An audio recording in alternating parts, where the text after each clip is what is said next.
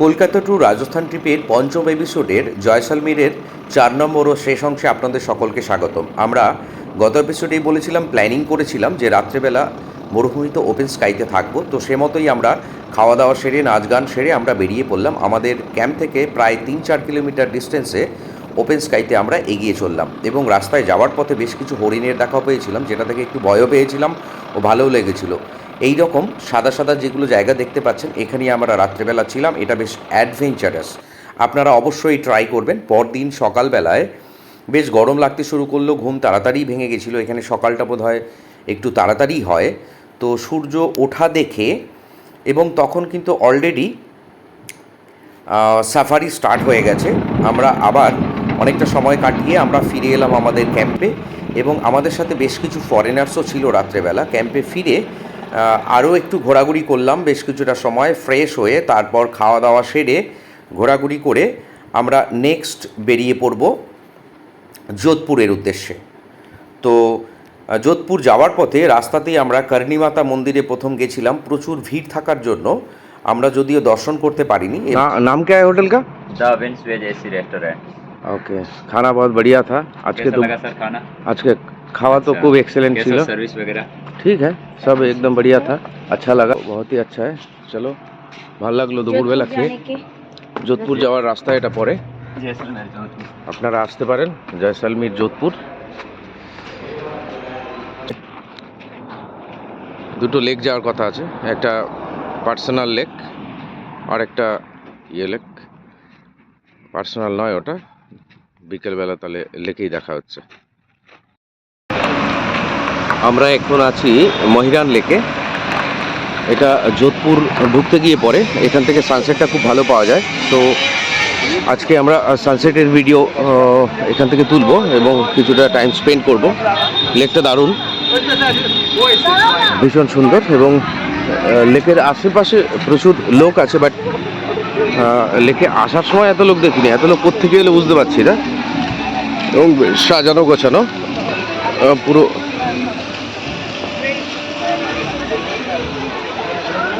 কায়লানা lake, কায়লানা lake এটা একটা কৃত্রিম লেক। লেকটা ভীষণ সুন্দর দেখতে এবং বিকেলবেলা এখান থেকে সানসেট দেখতে অসম্ভব সুন্দর লাগে। 1872 সালে প্রতাপ সিং কর্তৃক এটা নির্মিত হয়েছিল। এর চারিপাশে প্রচুর পরিমাণে সবুজ আর সবুজ এবং প্রচুর পাহাড় রয়েছে। কায়লানা লেক স্থানীয় জনগণের জন্য জলের একটা গুরুত্বপূর্ণ সোর্স হিসেবে কাজ করে। এটা 48 বর্গ কিলোমিটার এলাকা জুড়ে বিস্তৃত। এখানে বোটিং হয় এবং জিপ লাইন, মানে জলের উপর দিয়ে রোপ দিয়ে যেটা যাওয়া হয় আর কি। এরপর আমরা চলে এলাম রাজস্থানের প্রাচীনতম ঐতিহ্যগুলোর মধ্যে আরেকটা বালসামন্দ লেক প্যালেসে। এই লেক প্যালেসটা যোধপুর শহর থেকে 5 কিলোমিটার দূরে একটা মনোরম হ্রদের পাশে অবস্থিত। তো আমাদের যে ড্রাইভার ছিল সে বলেছিল এই লেকটা দেখতে গেলে আমাদেরকে লেক প্যালেসের ভেতরে যে রেস্টুরেন্ট রয়েছে সেখানে খাওয়া দাওয়া করতে হবে, কারণ সেখান থেকেই সেটা ভালো দেখা যায়। যদিও আমরা অনেকটা দেরি করেই ফেলেছিলাম। আদিকালে এই প্রাসাদটা রাজার শিকারগড় প্রাসাদ নামে পরিচিত ছিল। বর্তমানে এটা একটা বিলাসবহুল হোটেল হিসেবে কাজ করছে। 60 একর জমিতে সবুজে ঘেরা এই ময়ূর জায়গাটা একটা অসম্ভব সুন্দর একটা প্রাকৃতিক পরিবেশে তৈরি। এখানে একটা রেস্টুরেন্ট আছে, এই রেস্টুরেন্টে আমরা খাওয়া দাওয়া করলাম। যদিও আমরা আর পরবর্তী সময়ে লেকটা দেখতে পারিনি এবং অসম্ভব সুন্দর লেগেছিল। যাক, সেটা না হলেও প্যালেসের রেস্টুরেন্টে খাওয়ার একটা আতিথেয়তা, রাজকীয় আতিথেয়তায় খাওয়া দাওয়ার সুযোগ পেয়েছিলাম। এটা ভীষণই ভালো লেগেছিল।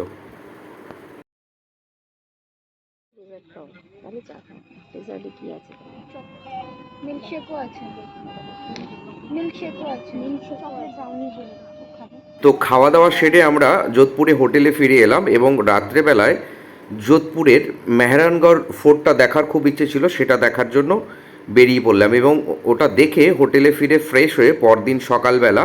I'm not a professional guide, but कुछ चीजें जो है वो मुझे पता है। हिस्ट्री जो यहाँ की लोकल है, सबसे पहले मैं आपको बताऊंगा जोधपुर के बारे में। जैसे हम जोधपुर में है, जोधपुर जो है ये ब्लू सिटी के नाम से जाना जाता है जोधपुर शहर। अभी जो है हम जोधपुर के अंदर है। ये वेस्टर्न राजस्थान का सेकंड लार्जेस्ट शहर है। सबसे बड़ा जो शहर है वो जयपुर है, उसके बाद में जोधपुर है।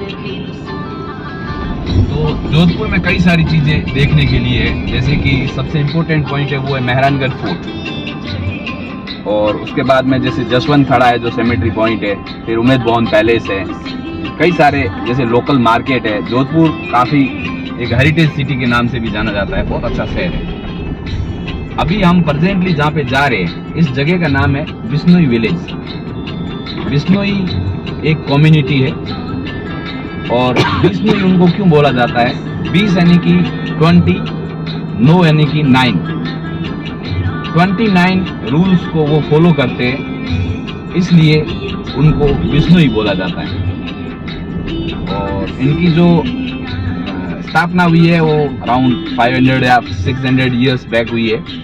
एक जॉम्बोजी करके थे, उन्होंने ये एक रूल बनाया था कि अगर इस रूल को फॉलो करें वो मेरे साथ आ सकते हैं या फिर मेरे साथ मतलब रह सकते हैं। तो उन्होंने जॉम्बोजी ने ये एक स्टार्ट किया था। अभी राजस्थान में, हरियाणा में, इंडिया में कई जगह और भी बिश्नोई है हमारे, मतलब कई फैले हुए हैं। अभी हम जब जा रहे हैं इस जो विलेज है इसका नाम है गुड़ा बिश्नोई। ये बहुत फेमस है। यहाँ पे कई तरह के डिफरेंट एक्टिविटीज़ देखने को मिलती है, जैसे कि कैसे लोग वहाँ पे कंट्री साइड में रहते हैं वो अपने को देखने को मिलेंगे। उसके बाद में वहाँ पे हिरन देखने को मिलेंगे, जो ये ब्लैक बग होता है, काला हिरन, ये बहुत फेमस है राजस्थान के अंदर। तो काला हिरन देखने को मिलेगा अपने को। उसके बाद में वहाँ पे अपने को जो पोट्री मेकर्स होते हैं, जिनको हम कुम्हार बोलते हैं, मटकी बनाने वाले, वो फैमिली भी अपने को देखने को मिलेगी।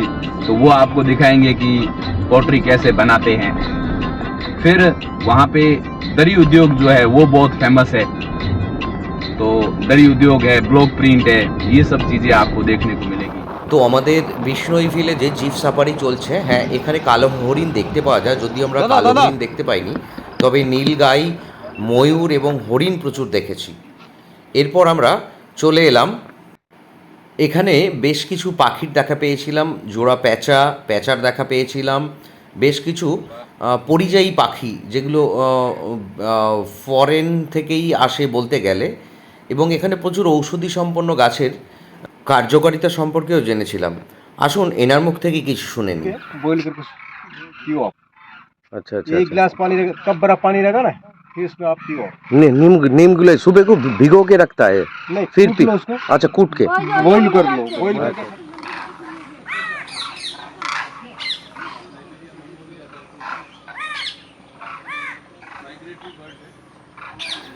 এখনও যারা চ্যানেলটাকে সাবস্ক্রাইব করেননি তারা জার্নি উইথ মহাজন চ্যানেলটাকে সাবস্ক্রাইব করবেন, তাহলে সবার আগে নতুন ভিডিও জিনিসগুলো নোটিফিকেশন কিভাবে তৈরি আপনাদের হয় কাছে যাবে। সেটা উনি বানিয়ে দেখাচ্ছে আমাদের।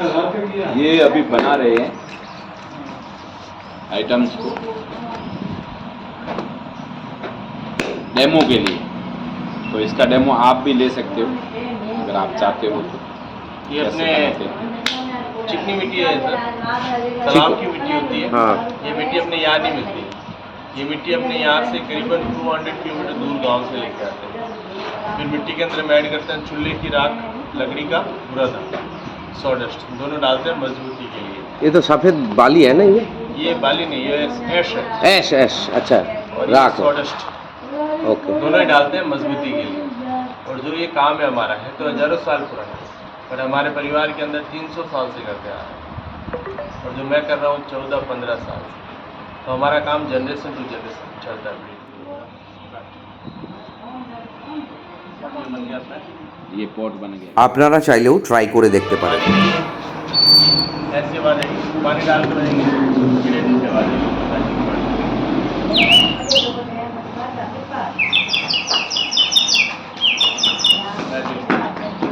और ये अपने ईडी घिसने के लिए जावा छिपा। छिपा का मतलब होता है छपाई। फिर हल्दी चेंज होती है रेड कलर में। कैसे होती है? पिंक हो जाता है जब हम इस पे नींबू अप्लाई कर देंगे। नींबू होता है वो सिट्रिक एसिड होता है, हल्दी को रीड करेगा तो हल्दी रेड में चेंज हो जाएगी। Litmus chemistry citric acid. फिर थर्ड प्रोसेस में आपको पता है इसका mixer, mud, gum, soap, clay and cooking oil, 5 चीज़ मिक्सड है इसके अंदर। करेंगे प्रिंट रेड के ऊपर, ड्राई करेंगे, फिर पूरा पीस इंडिगो डाई में, ब्लू में डिप कर देंगे, डुबो देंगे पूरा पीस ब्लू कलर के अंदर। अब जहाँ पे ये मड होगा वहाँ रेड इफेक्ट नहीं होगा, मतलब कि रेड का प्रोटेक्शन हो जाएगा ब्लू कलर से, और पूरा बैकग्राउंड है वो ब्लू कलर में हो जाएगा। फिर गर्म पानी से वॉश करेंगे तो मड निकलेगा, डल रेड ब्राइट हो जाएगा और बैकग्राउंड इसका ब्लू हो जाएगा। तो ऐसे पीस बनता है। इस टाइप के होते हैं ब्लॉक्स, कैमल ब्लॉक। ब्लॉक्स होते हैं वुडन एंड कारपेंटर्स ब्लॉक्स बनाते हैं, और हमारे पास तकरीबन 20-25 हज़ार ब्लॉक्स हैं इस टाइप के। हमारा पूरा वर्कशॉप है फार्म हाउस पे, तो 14 फैमिलीज के लोग मिल के यहाँ पे सब काम करते हैं। एक एक ब्लॉग एक एक डिज़ाइन। सबके जितना कॉम्बिनेशन होगा, जितना कलर होगा, उतना ब्लॉक। তবে এখানে এলে পকেটে প্রচুর পয়সা নিয়ে আসবেন, কারণ বাড়ির মহিলারা প্রচুর কেনাকাটা করতে চাইবে। আমরা এখন উমেদ ভবন প্যালেসে এলাম। এটা আউটসাইড ভিউ উমেদ ভবন প্যালেসে। এখানকার যে প্রেজেন্ট রাজা তিনি এখানেই থাকেন। এখন তো এটা কিছু পশ এরিয়া রয়েছে। সো আমরা এখন এখান থেকে একটু দেখব, দেখে তারপর যাব আর কি। চলুন আমরা এখানে আউটসাইড থেকেই দেখবো, ভেতরে যাব না। ভেতরে সব জায়গায় অ্যালাউড না, এখানে জাস্ট একটা মিউজিয়াম আছে। এখানে বিক্রি বাট্টার জন্য অনেক জিনিসপত্র রয়েছে, এগুলো চাইলে আপনারা নিতে পারেন, রাজাদের ব্যাপার স্যাপার। এটাই হচ্ছে উমেদ ভবন প্যালেস। রাজা এখানেই থাকেন বলে কথা, তাই প্রচণ্ড সাজানো গোছানো, বাইরে থেকে দেখতে ভীষণ সুন্দর লাগছিল। যদিও আমরা ভেতরে যেতে পারিনি, আদৌ ভেতরে যেতে দেয় না সম্ভবত। এখানে প্রচুর ভিনটেজ কার্ডের একটা কালেকশন আছে। ভিনটেজ কার্ড রাজাদের ব্যবহৃত,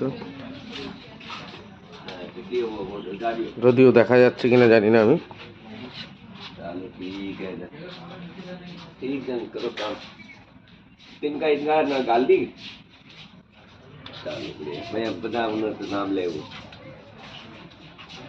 এখানে সব গাড়ির কালেকশনগুলো রয়েছে, বাট আমরা পুরোটা দেখতে পাচ্ছি না কারণ কাচের রিফ্লেকশনের জন্য। যোধপুরকে কেন ব্লু সিটি বলা হয় সেটা বোধহয় কিছুটা বোঝা যাচ্ছে। আমরা উমেদ ভবন থেকে চললাম মেহরানগড় দুর্গ দেখতে। তো দেখতেই পাচ্ছেন এটা মেহরানগড় দুর্গের প্রবেশপথ। এটি মারওয়ার রাজ্যের ঐতিহাসিক রাজধানী, যা 1959 সালে রাঠোর বংশের রাজপুত প্রধান রাওযোধা দ্বারা প্রতিষ্ঠিত হয়েছিল। এখান থেকে একটা সামান্য টিকিট নিতে হয়, তার আগে প্রচুর চেকিং আছে, চেকিং করে ওরা ভেতরে ঢোকায়। তো এটার ইতিহাস সম্পর্কে একটু বলি। 1947 সালের 15ই আগস্ট ভারত স্বাধীনতার 4 দিন আগে যোধপুর রাজ্যের শেষ শাসক মহারাজা হনবন্ত সিং যোগদান করেছিল ভারতের সাথে। তো এটা হচ্ছে ভারতের বৃহত্তম দুর্গগুলো যেগুলো রয়েছে তার ভিতরে একটা। এখান থেকে আপনারা দুর্গের ভেতরে লিফটেও যেতে পারেন এবং আপনারা চাইলে হেঁটেও যেতে পারেন। আমরা লিফটে করেই দুর্গের ভেতরে প্রবেশ করেছিলাম। এখন আমরা লিফটের দিকে যাচ্ছি, তাই তো? টিকিট হয়ে গেছে, গাইড নিয়েছি 5 জনের 600 টাকা। ফোর্টের একদম টপ ফ্লোরে লিফটে এলাম। देखिए आप जहाँ घूम रहे हैं इसको बोलते हैं मारवाड़, और मारवाड़ के अंदर जो फोर्ट देख रहे हैं इसको बोलते हैं मेहरानगढ़। मेव यानी सन। ये जो राजा है सूर्यवंशी भगवान राम के वंशज है। राम के वंशज थे लव एंड कुश, और ये लव के वंशज है। लव के काफ़ी पीढ़ी बाद में राजा हुए शिया 1212 ये कन्नौज से आए थे, यहाँ आके अपना राज्य स्थापित किया। तब से लगा कि अब तक इन्हीं का वंश चल रहा है। अभी जो करंट राजा महाराजा अग्रसिंह जी उमेद भवन में रहते हैं। और आप ये जो फोर्ट देख रहे हैं ये गवर्नमेंट का नहीं, प्राइवेट ट्रस्ट है राजा साहब का। ये जो फोर्ट है पहले यहाँ से 9 किलोमीटर दूर मंडोर गार्डन, ये पहले फोर्ट वहाँ था लेकिन धरातल पे जमीन पे था। जब मुगलों के अटैक स्टार्ट हुए राव जोधा ने देखा कि आने वाले समय में हम सुरक्षित देंगे, 1459 में इसको बनाना स्टार्ट किया राव जोधा ने, और जोधा के नाम से जोधपुर नगरी बसी हुई है। 1459 में बनाना स्टार्ट किया। सबसे पहले इस कॉलोनी को बसाया गया था। इस कॉलोनी में 90% ब्राह्मण लोग भी है। उन्हीं के मकान ब्लू होते थे ताकि राजा ऊपर से देख सके पंडितों के, ब्राह्मणों के मकान। तो जोधपुर को जो ब्लू सिटी बोलते हैं वो इसी को बोलते हैं। जोधपुर को ब्लू सिटी, उदयपुर को व्हाइट सिटी, जयपुर को पिंक सिटी एंड जैसलमेर को गोल्ड सिटी। ओके, तो ये है ब्लू सिटी। इसके बाद में है ना सर, वो देखना, वो जसवंत थड़ा और राज परिवार का मेमोरियल है। এটা হচ্ছে জসবন্ত খেড়া। ছবিগুলো দেখেই বুঝতে পারছেন প্রচুর হিন্দি সিনেমাতে এই অংশগুলো আপনারা বোধহয় দেখেছেন, বেশ কিছু হিট গানেও এই ছবির অংশগুলো দেখেছেন আপনারা। उधर से आ रहा है।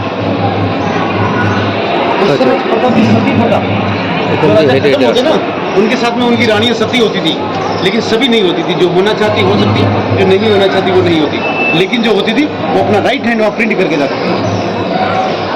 मेहंदी या देखिए सती हैंड प्रिंट 36 रानियां सती हो रखी है। লাল वाला ना?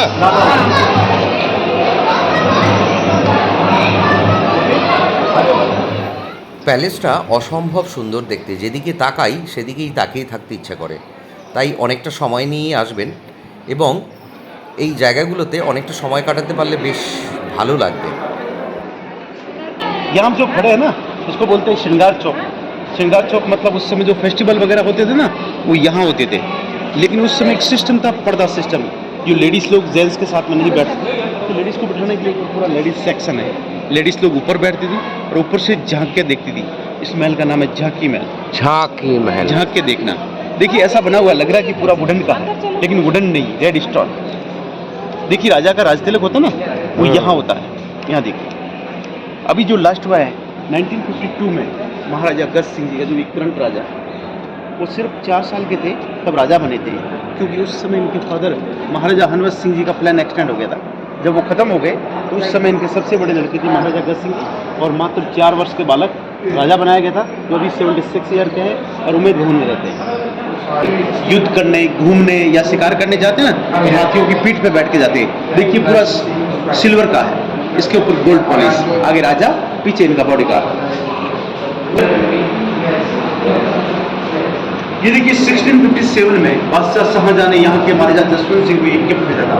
क्योंकि यहाँ के महाराजा जसवंत सिंह मात्र 10,000 राजपूत सेना के साथ अफगानिस्तान काबुल जीत गया था। जब इस बात की खबर दिल्ली बादशाह शाहजहां को चली, एक हिंदू राजा मात्र 10,000 राजपूत सेना के साथ अफगानिस्तान काबुल जीत लिया, कल वो दिल्ली भी जीत सकता है।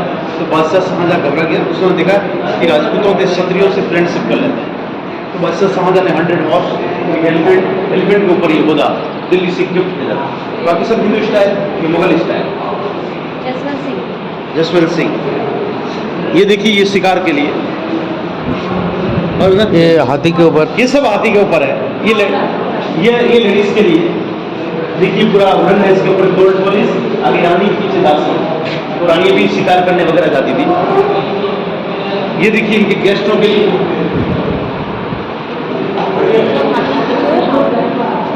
ये देखिए लेडीज के लिए पूरा वुडन है, इसके ऊपर गोल्ड पॉलिश, आगे रानी, पीछे दासी। ऊपर देखिए मखमल का जो कपड़ा है, इसके ऊपर वर्क और सिल्वर और यहाँ का लोकल काम। अफीम के लिए, अफीम और पानी मिला के इस रेड कपड़े में डालते ना, फिल्टर होकर जो पानी बाहर आता है, राजा लोग लेते थे एक्स्ट्रा एनर्जी के लिए।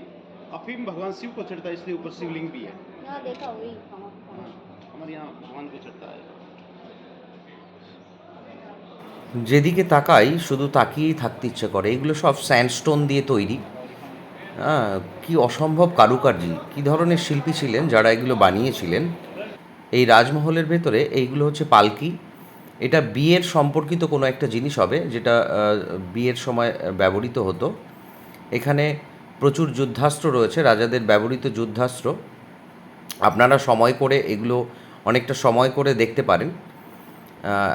এখানে এই যে ঘরটা দেখতে পাচ্ছেন, এই ঘরের ভিতরে যে গোল্ডেন কাজগুলো রয়েছে, এগুলো আমাদের গাইড আমাদেরকে বলেছিলেন এগুলো প্রত্যেকটা 22 ক্যারেট গোল্ড দ্বারা তৈরি। এখানে এলেই প্রচুর ছবি তুলতে ইচ্ছে করবে এবং প্রত্যেকটা জিনিসের ইতিহাস সম্পর্কে যদি আপনাদের খুব আগ্রহ থাকে তাহলে প্রত্যেকটা জায়গাতেই ইতিহাস সম্পর্কে লেখা আছে, সেগুলো খুঁটিয়ে খুঁটিয়ে পড়তে ইচ্ছা করবে, তাই সময় অনেক লাগবে। আমরা অনেকক্ষণ ধরেই এগুলো দেখছিলাম। দেখতে পাচ্ছেন এটা সম্পূর্ণ উপরে যে সিলিংটা দেখতে পাচ্ছেন এটা সম্পূর্ণ সোনা দিয়েই তৈরি। बेल्जियम से लाई हुई है। उस समय लाइट व्यवस्था नहीं तो यहाँ दीपक जलते थे, दीपक का रिफ्लेक्स के लिए। दीवार के ऊपर देखिए, आपने इसमें देखा जूम करके, ये पूरा गोल्ड का काम है, ठीक है ना, जिसमें प्यार करते हुए, डांस करते हुए, युद्ध करते हुए, पूरी जो पेंटिंग ओरिजिनल गोल्ड की है। सामने जो बेड है ओरिजिनल बेड तभी नहीं है, ये ऊपर जो लगा हुआ है ये सब क्या है? ये बेल्जियम से लाई हुई ग्लासें हैं। ग्लास है ना? हाँ, सामने बेड पे महाराजा तखत सिंह सोते थे। इसके ऊपर देखिए एक पंखा लगा हुआ है, जो दूसरे रूम में बैठ के इनकी दास दासी हवा डालती थी। और ये देखिए चौपड़ पासा, जिन्हें लूडो बोलते हैं ना, हाँ पास। हाँ, तो राजा रानी गेम खेलते थे चौपड़ पासा। ये देखिए ना पूरा गोल्ड का काम।